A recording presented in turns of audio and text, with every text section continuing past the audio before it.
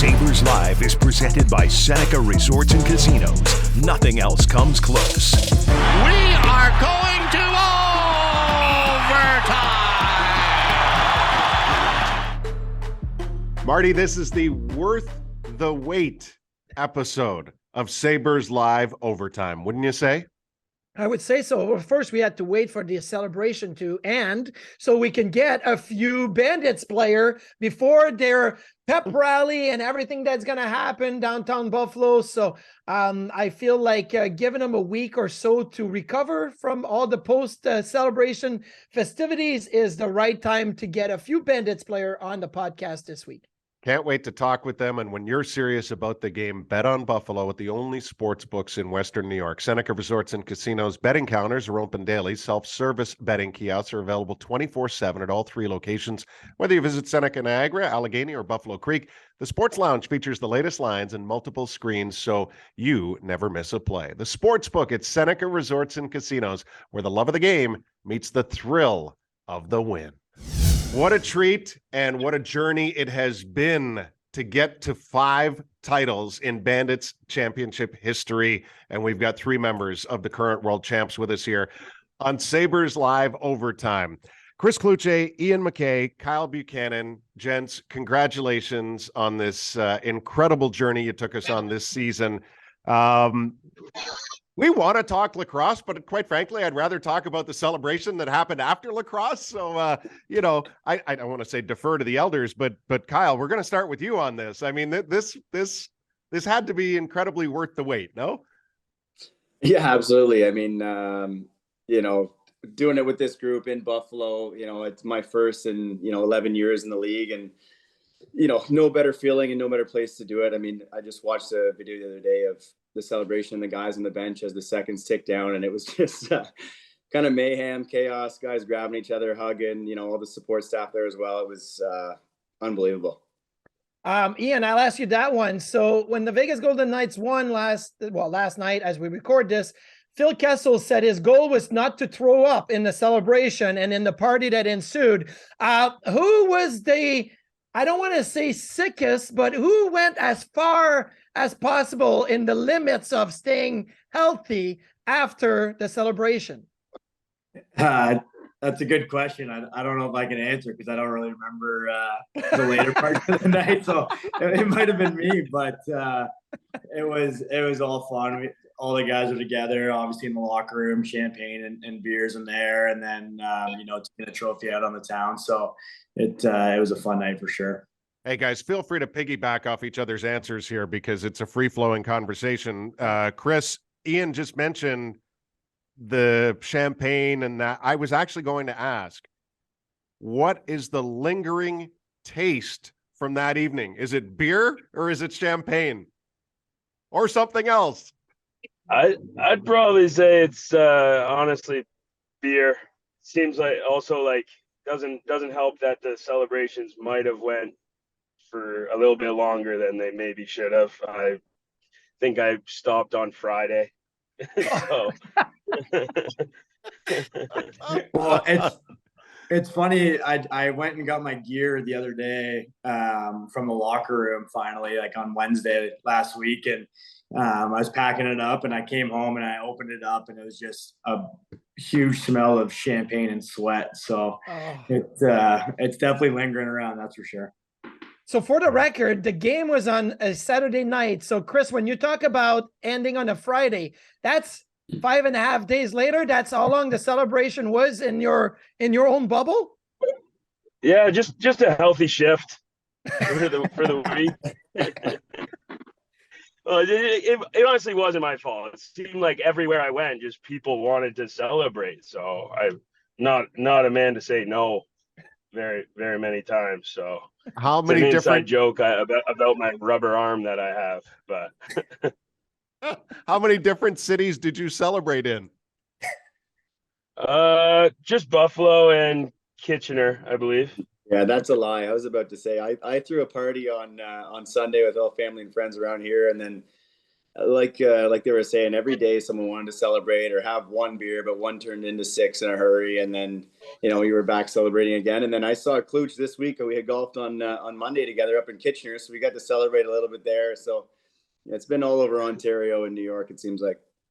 How many people would you guess drank from the trophy? Like you guys seem to be passing it around to thousands and thousands of people. Like would it be like 10,000 people drank from the trophy? A good estimate? Yeah, I mean, I don't think you're far off there. I ended up with the trophy Sunday night after we took it out for the day, and I woke up and looked at it and gave it a quick polish. It was it was see some fingerprints and some mouse and different drinks poured on it. So I think Ethan O'Connor had it the next day, and he said the same thing. He cleaned it up pretty well. So it's definitely made its rounds for sure. What is your first memory of the celebration on the floor? I mean, you've referenced like the mayhem on the bench, but individually, and Kyle, we can start with you. Like, what do you remember first? And it was a strange game in the sense that this was not your typical National Lacrosse League game. This was well in hand for a while.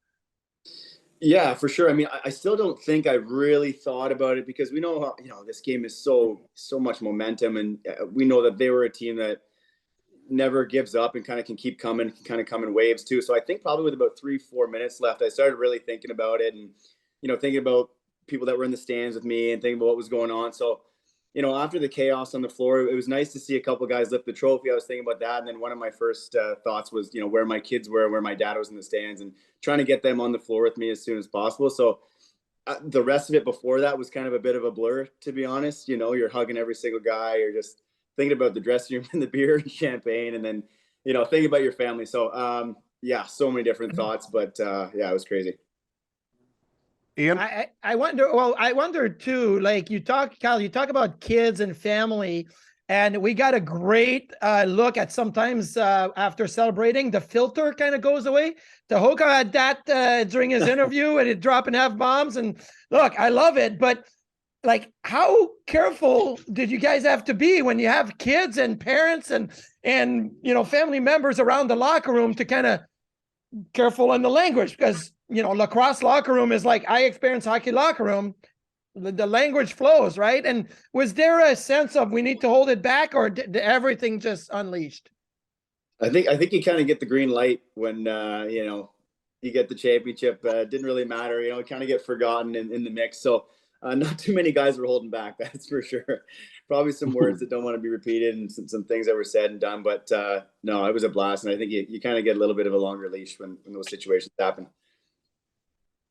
Ian, you had the ball last, and I was actually so excited to see that when I had arrived before the game, and the party in the plaza was going on, and we were here at draft room down below. I'm assuming it was a large contingent of your family that had the MacKay hats that walked past me. So I was really excited to see that incredibly large group.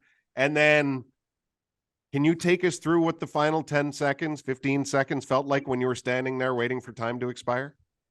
Yeah. I was, I'll give my girlfriend all the credit on that. She, there was the MacKay hats and the Hasbulla hats. So it was my birthday on the Wednesday, May 31st, leading up to the game. So it was kind of their surprise that her entire family and my family, they got all those custom hats made and wore them to the game. And apparently they're a pretty big hit. Everyone was asking where they got them. So it's cool to see and obviously have all that support. But I don't know if you can see it. I haven't watched the game back yet, but I mean,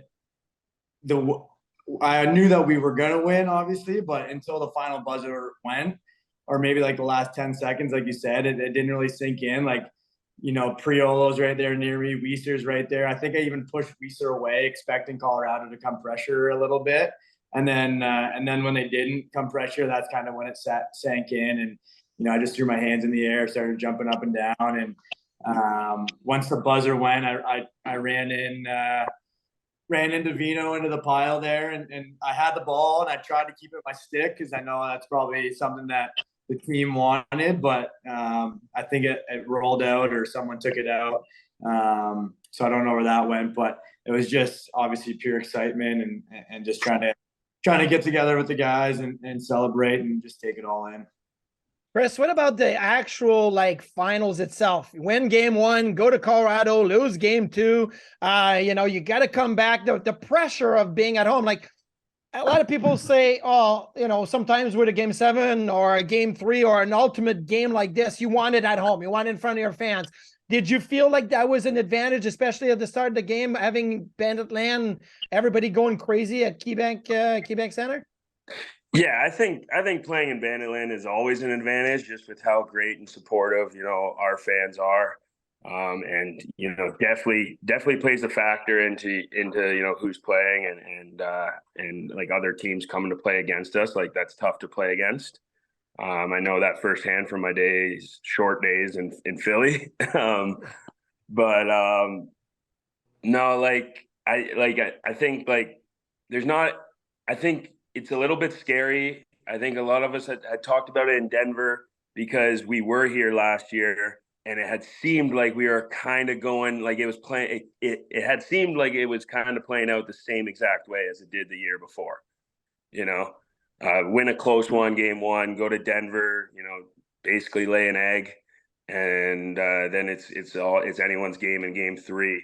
But I'd say the difference was like, after that game, it wasn't everyone just sulking. It was everyone like talking about, okay, so what do we need to do next? What do we need to do to win game 3? And you could tell the attitudes were different even on game day.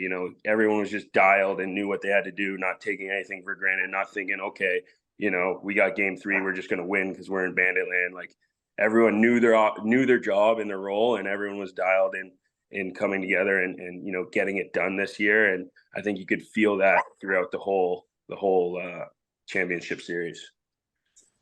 Did anything change tactically that you can recall specifically year over year, like from game 3 a year ago to game 3 in this one, Kyle, that may have in fact impacted dramatically how this all played out?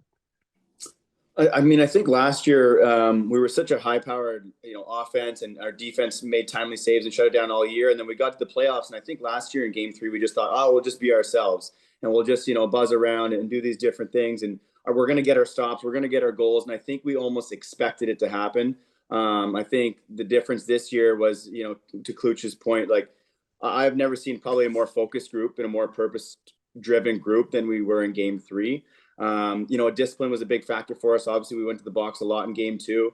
But again, I talked about it with you guys before. I don't think it was necessarily discipline, just not taking penalties, right? We were taking punches to the head. We were picking up loose balls in front of the net. We were breaking out in pairs, just hitting all of our strategy points all over the floor. And I don't know, even though we beat some teams by more in playoffs, I thought game 3 was probably the best executed game we'd played all year, and obviously at the best time and biggest time. I want to go back to the celebrations because one guy that has had the chance to celebrate in Bandit lands before as a player is John Tavares, now as a coach, right? And the relationship between player and coach sometimes is different. Like you don't want to be partying together, but you want to respect one another, and then all of a sudden you win. How was JT in the celebrations? Was he the one leading the way? Was he quiet, like standing back? Was he dancing away? Like what was JT and from a player's perspective in the celebration? Yeah, he's definitely not afraid to celebrate, especially a big one like that. I know lacrosse is, I think, a little different than other sports where it's a lot closer community, and you only get together once a week throughout the season.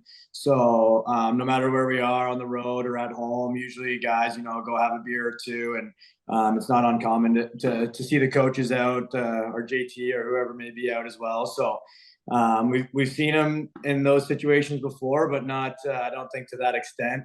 I don't know how quick his suit came off, but it was off, and when he came to give us the last speech there and with the trophy after the game, and we made our way over to Cobblestone there for a bit after the game, and I know he's a household name there from his playing days. So but from there I don't remember seeing him, but I'm sure he had.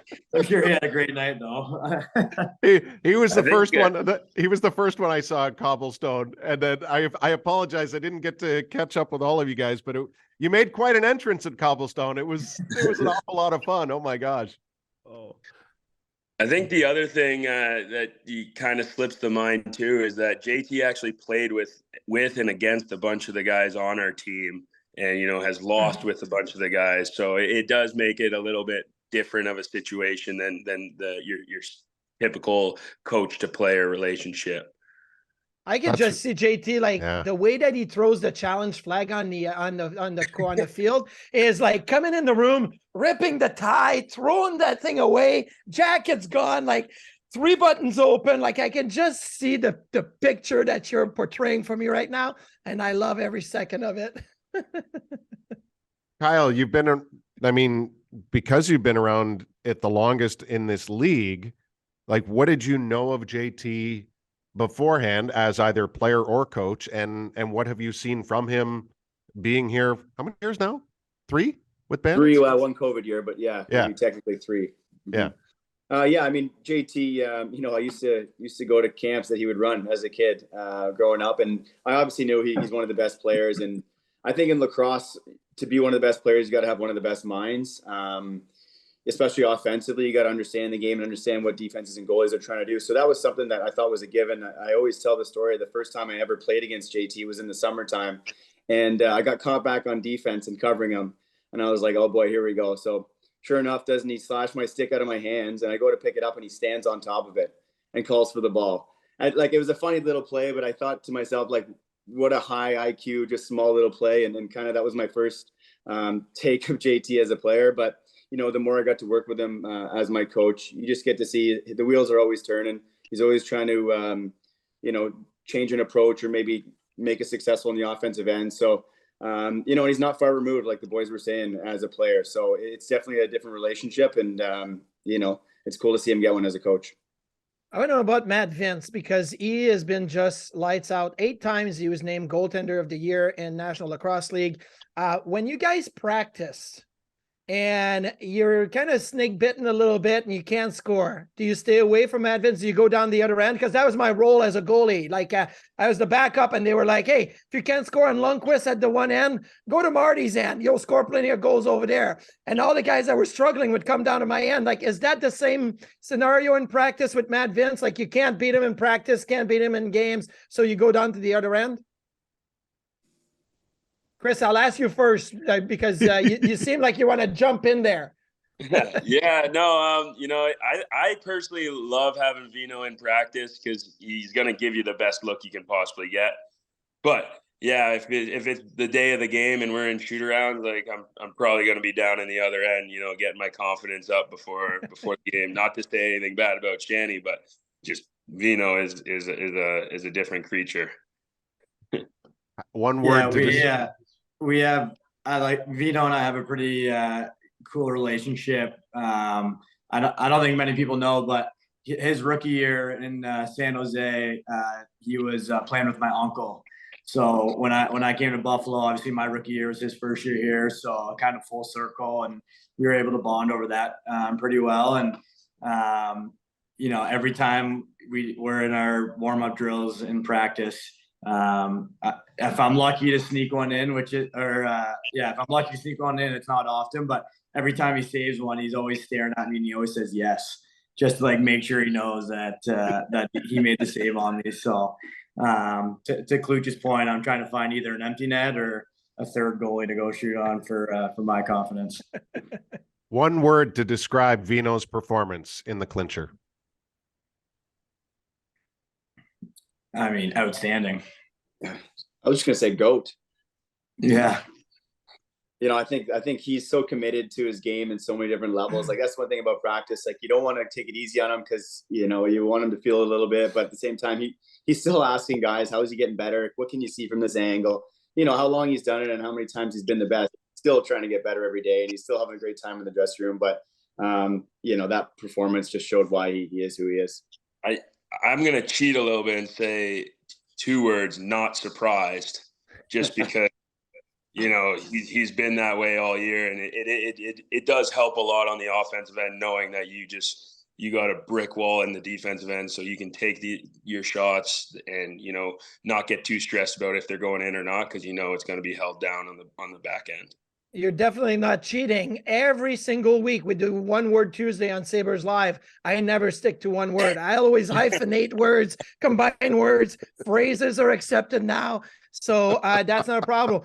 Ian, quickly, I wanted to ask you because, obviously guys play hurt and there's tough injuries in lacrosse. It's a tough game. And Josh came back for game 3. And for me, like, one of the big moments of the game was the goal at the end of the first quarter when nobody's really knowing what's going on. He gets the ball way up and lets it go, and it goes in with like 0.2, right? And it makes you guys go up 2-1. What about Josh's performance and that moment in the game, like switching and giving you guys that jump forward? Yeah, it was, obviously after game 2 and not finishing off the series, it was a pretty quick turnaround. I think we were home Tuesday, and then back with the guys Friday. And, we didn't really know right up until, Saturday morning whether he's going to be go or not. And, once you got the word that he was, it was kind of not necessarily a sigh of relief because, we've dealt with the adversities all year with injuries and stuff, but he's such a dynamic player and a game-changing player. And I mean, you see it when he's flying through the air, scoring all those crazy goals. And to your point, that last goal there at the end of I think it was the first quarter, he said it was, I think it was kind of one of those things where it went in and that was maybe the first moment where you thought, okay, it's going to be one of these nights. You know what I mean? Where it's a kind of a ricocheted shot that goes in. Usually D Ward's making that save, 9 times out of 10, and we got that one, and probably in the most important game. So, just to see him healthy and back out on the floor. I mean, if you ask him, he'll probably tell you there was no doubt he was playing in game 3, but just to have him out there and how good he is, it's obviously it helped us out for sure. Was there a goal for each of you in that game that made you realize, okay, now we've got it? Was there Adler. that one? What's Are you that? setting up for this one? Yes. Now I want to know, because he never gets any attention.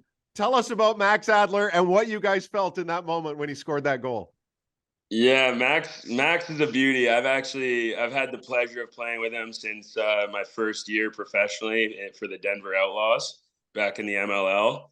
We won a championship together there as well. But he is actually, I tell people all the time, he is the nicest, hardest working guy you'll ever meet. Like, he would stay at my house and he'd offer to buy every single meal I had, like offer to pay me money. And I'm like, no, don't. But like he won't take no for an answer.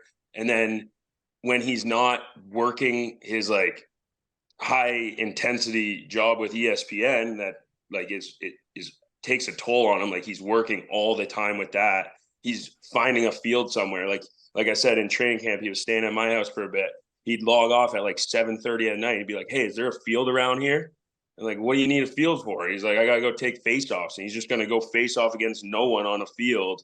And just like, he'll take face-offs at the 50-yard line and go on breakaways with no one in net. And just like, that's how much he works. And that's how hard he works. And he loves it. Seeing ads, high step around the corner after he scored. And he was telling me all morning he was going to throw a leaner. If he gets a chance, he's going to throw a leaner. And he comes by the bench and he's high stepping and he's like, see, I've been working on it. So, those 2 goals probably stick out to me as well. Oh, yeah. I mean, for me, obviously the Max goal it's all time. And I think that's maybe another moment in the game where you're able to take another bit of a deep breath and realize, this is really going our way. And, the writing starting to show on the wall there. And, I mean, I'll pat myself on the back a little bit. I think Spanger's goal in transition right after Wardle scored. Nice pass. That was a nice pass. That's where I like to pat myself on the back. But in terms of momentum, right? Like, fourth quarter, it's still, anything can happen, and they get a goal that, is kind of a controversial goal, goes to review. And, we come out the next face-off and Spanger puts one away for us and stops our momentum right away. It just goes to show again, it was just, kind of everything was going our way that night. And, so those two probably stand out most for me.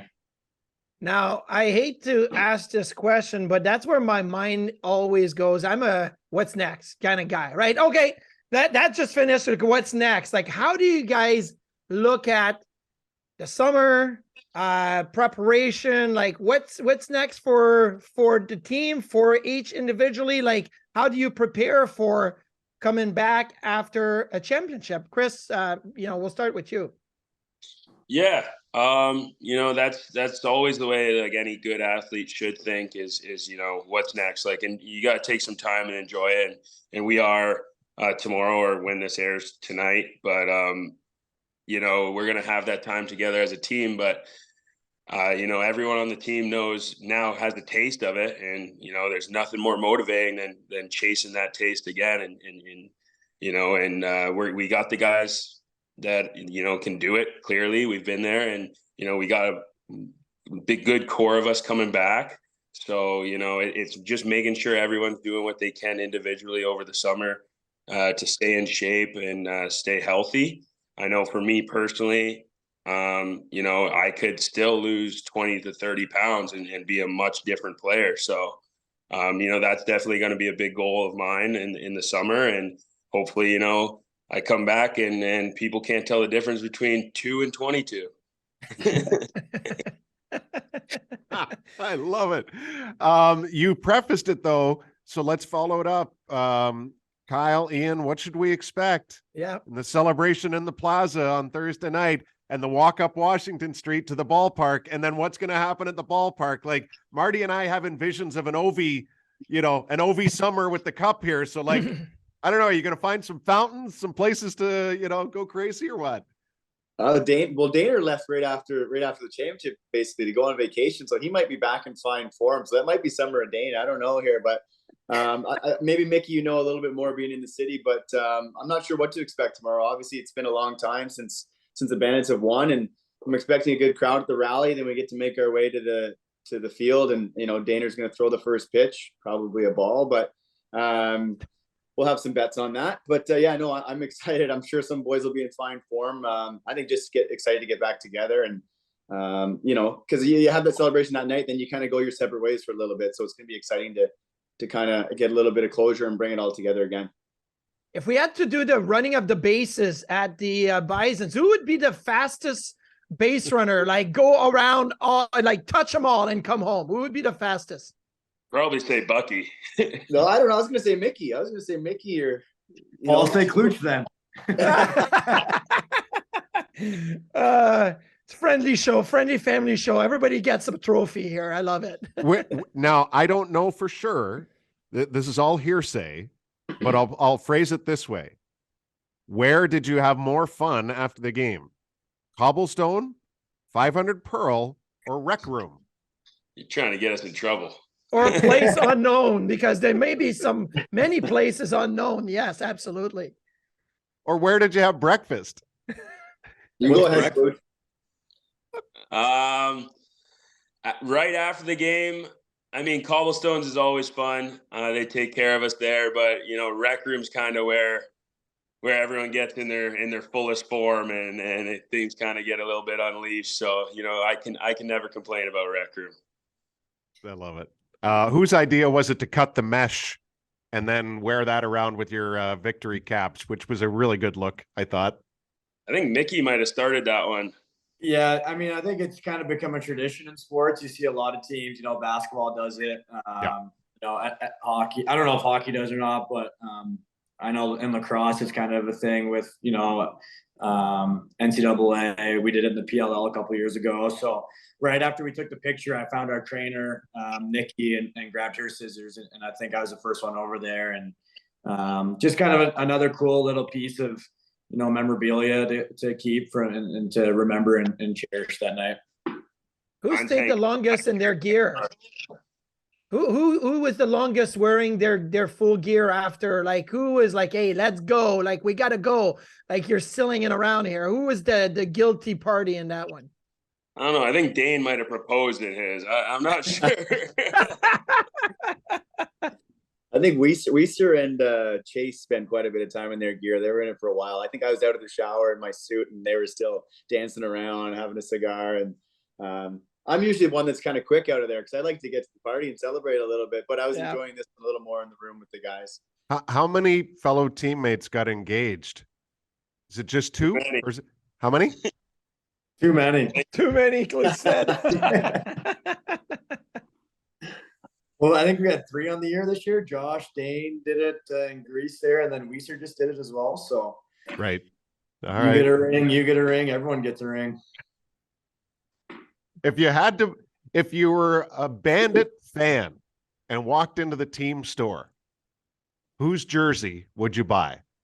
Kyle? Oh, that's a good question. I kind of want to go off the beaten path a little bit. I don't know. That's a really good question. Everyone buys Dane's jersey. I can't say him. I think maybe I'll buy. You know what? Maybe I'm go with Mickey this year because I think I know you're on the call here, but I might say it anyway. But he was all over the floor, right? When we needed guys up on offense, he was playing offense. He played defense, played transition. Great job on loose balls. Mickey was an all-around force for us this year, so I'm going to go with number 4. I'm going to go with Justin Martin. You know, he never gets enough praise for what he does on the floor. But, you know, this year he's as you can imagine, super quiet guy. But this year he kind of also started to step out of his shell and definitely, you know, made his mark in the dressing room this year. So definitely a big Justin Martin fan. Cloutier stole mine. Marty's my roommate on the road, so I wanted to go Marty. But I'll go with our good buddy Soaksy. I'll go with Shanahan. I think just like, you know, we only carry 2 goalies this year, and usually teams carry 3. And you know, Marty, what you were talking to earlier with Vino and getting your confidence up and stuff like that. I mean, Shanny saw more shots than probably anyone this year, and I think was, you know, our unsung hero. And you know, usually when a third goalie's staying late after practice taking the extra shots, he was the backup taking them. So I'll rock a Shanahan jersey any day. Okay, well, a little this or that for you guys. And I'm sure you like both uniforms and all the extra jerseys you have, but if you had to pick one to be pictured in with the trophy, the orange or the white or an alternate, like which jersey do you prefer? Which jersey do you feel like is the best jersey you guys have? I'll say the darks. I think I love the white jerseys. I think they're fresh, they're clean. I think it's a nice look on the road, you know, pretty sharp. But I think the darks are just traditional. You know, back to the teams that were winning more championships. I just blends with the floor, blends with the orange in the stands. I think the darks. Black is slimming as well. Yeah, I'd go darks as well. I think you just look back to the teams in the 90s, very similar vibe to those guys. So, but if I had to go off the beaten path a bit, I think the jerseys with the eyes on them, those things are pretty cool too. Yeah, I mean, we're really lucky to have had so many great representations of the Bandits through jerseys over the years. I got to say this, guys. I've been going to lacrosse games for probably approaching 5 decades. I've been dragging my kids to games for a long time, and it's only been in the last couple of years because of you guys that they have instinctively on their own wanted to go, bring their friends, and just revel in the moment. So thank you for bringing it, and really hope you guys get to just have an incredible celebration on Thursday night. Isn't it great how players can get so excited talking about championship moments, individual moments that led to the championship, but so many athletes are just so humble, so down to earth, and just, it's never comfortable talking about yourself, even in the championship moments. And man, I feel that and always have felt that with lacrosse players and specifically like what we've come to experience in Bandit land. It's always team first with these guys. And that's what makes this moment all the more just worth it for everybody, right? Very special. But what's funny is that you get the guys to open up about post-game celebration and, you know, celebrating for a week and the parties on the golf course and everything. And then you're like, what about the game? And it's very serious because the game is serious. What about like the message after game 2 to game 3 and the leading up to game 3? And it's very serious. And then you say, okay, like who could drink more? Who partied longer? And then it becomes a crazy moment again, because that's what's fun about. And it doesn't matter if it's, you know, a professional championship, a college rank championship, a high school championship, a youth sport championship. Like, you always remember those moments and the aftermath of it. I still remember when I was 12 and we won a tournament, not a league championship, a tournament. And then how we went to the diner after, and we like, you know, got a little crazy at the diner, but we were celebrating, right? So, so you remember those things, and it's fun. And you never forget the losses, right? Yeah. I mean, this has been an incredibly, unexpectedly long journey for this franchise to get to a 5th championship. It actually took a while to get from 3 to 4, but the 4th to the 5th has felt like forever, simply because they've been there. Yeah. And you've had Dane Smith knocking on the door, and Marty, I was incredibly fortunate to be in Saskatchewan when they were there in 2016. They had lost game 1 at home and were trying to extend the series with a win there, and they lost in the last seconds. And I remember interviewing Billy D. Smith, and, you know, the rawness and how much hurt was there. And then you've been watching Dane following Billy D's footsteps and trying to, you know, bring that family pride to the game. And they had such a beautiful moment on the floor together after the Bandits finally did win this year. But Dane has always kind of worn those painful words and feelings that Billy D shared with us back then. And that's, I mean, we're talking 7 years ago, and yet it seems like they've been knocking on the door almost every year since. What a relief this must be. Yeah, and it's been a tough 3-4 years with the pandemic and everything that slowed down the National Lacrosse League and, you know, the resources. And then last year they get to the championship just to lose to Colorado.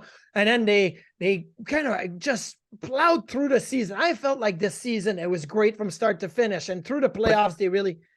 But narrow victories, right? Narrow victories. But yeah, but maybe that's what they learned from last year. But then they get to the finals just to play the Colorado Mammoth again. And you're thinking, like this matchup may not be the best matchup for the Bandits, right? But they win game 1, they lose game 2. As I think the guy said, like they laid an egg in game 2 and then they recovered. Like I love a team that pulls themselves back up when they fall. And they fell many times over the last few years, and they pulled themselves back up to the ultimate prize. And you remember what we got to experience this year? We actually did a West Coast Sabres game night experience, hosting pregame and intermissions from the arena as the Bandits game, which went to overtime, and Dane got the winner against Philadelphia. As it was, we were in Bandit land doing a Sabres broadcast. It was absolutely crazy. And I felt that with people in and around the arena going into that final game and coming out of the championship win, was people were just wrapped up in this, but not singularly. It was a Buffalo thing. And it was like, oh my gosh, I hope this is the first car in the train, you know? Yeah. Oh yeah. Get the ball rolling right now. Yes. Yeah. Get the ball rolling. But I do remember that game you're talking about when we were on the pregame at about 9:30 and the Bandits game's about to wrap up and they go to overtime. And I was into an analyst point when they scored. I didn't know who scored because the field is behind us and the horn, everybody, but the buzz of the people celebrating and leaving KeyBank Center. Like, that's what I remember. Like, wow, like Bandit Land is special, but this year there's something extra special because fans were really into it, which was really fun to see. You know what I've never seen? The ballpark decked out in orange. Oh, I am hopeful that we have such a fun Bandit themed crowd going from the plaza Thursday night up to the ballpark. I want to know what Salem Field looks like when everybody's decked out in orange, because that's still, to me, is one of the great eye openers in your experience in Bandit Land. We're so accustomed to seeing Sabre colors, But when you come in and you get 19,000 to buy into this color, it's overwhelming. It's inspiring. It's awesome. Now, I know you're not going to like what I'm going to say, but I remember playing for the Flyers, and when the fans put on their orange T-shirts and shirts and whatever in Philadelphia, there was orange is an intimidating color. It's a dominating color. It's an eye-catching color, right? And Bandit Land in orange at Quebec Center is eye-catching. Now, when they go to Salem Field and take over there, I think it's going to be very eye-catching. It's going to be fun. High fives. They got them all now. They got one for every finger, the old one for the thumb rule, which now applies. And Marty, thank you. Thanks to all the Bandits who joined us today, and to Bandit Land for just creating this incredibly memorable atmosphere. We'll see you at the ballpark and the plaza on Thursday night.